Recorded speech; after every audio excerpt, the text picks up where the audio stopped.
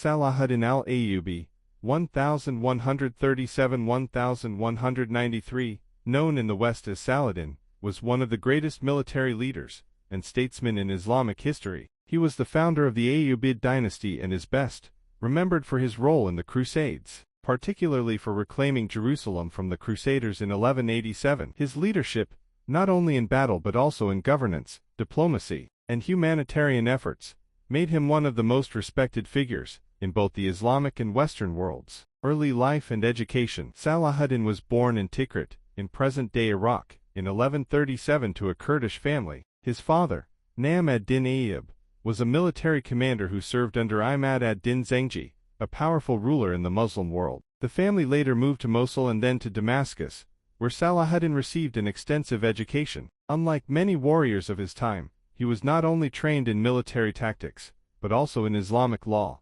philosophy, astronomy, and literature. He was particularly drawn to the teachings of Islam, and this religious devotion would later influence his leadership and decision-making. Rise to power. Salahuddin's military career began under the command of Nur ad-Din, the son of Imad ad-Din Zengi. At a young age, he was given key military responsibilities, and quickly proved himself as a brilliant strategist. He was sent to Egypt in 1164 as part of Nur ad-Din's campaign against the Fatimid Caliphate, a declining Shia dynasty that ruled Egypt at the time. After a series of military victories, Salahuddin became the vizier, chief minister, of Egypt in 1169. When the last Fatimid caliph died in 1171, Salahuddin officially ended the Fatimid rule and restored Egypt to Sunni Islam, bringing it under the control of the Abbasid Caliphate in Baghdad. Over the next few years, he strengthened Egypt's military and economic structures, preparing for the larger mission ahead, uniting the Muslim world against the Crusaders. Following the death of Nur ad-Din in 1174,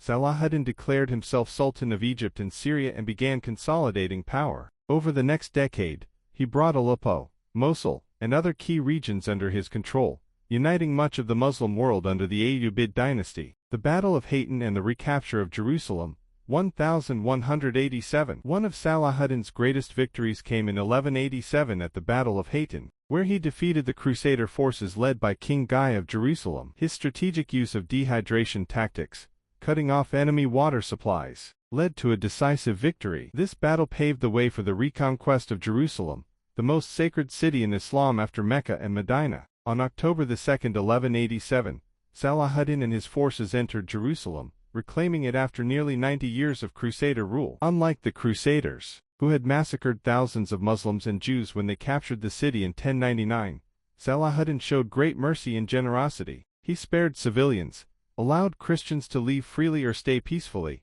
and even helped pay the ransoms of many poor captives. His chivalrous conduct earned him widespread admiration, even among his enemies. The Third Crusade, 1189–1192. Salahuddin's success in recapturing Jerusalem triggered the Third Crusade, led by King Richard the Lionheart of England, along with Philip II of France and Frederick I Barbarossa of the Holy Roman Empire. The conflict lasted for several years, with intense battles at Acre, Arsuf, and Jaffa. Despite Richard's military prowess, Salahuddin successfully defended Jerusalem. The two leaders developed a mutual respect, with Richard even praising Salahuddin for his honor and generosity. On one occasion, when Richard fell seriously ill, Salahuddin sent his personal physician to treat him, and even gifted him fresh fruits and water. In 1192, Salahuddin and Richard signed the Treaty of Ramla, which allowed Christian pilgrims to visit Jerusalem while the city remained under Muslim rule. Though the Crusaders retained control over some coastal cities,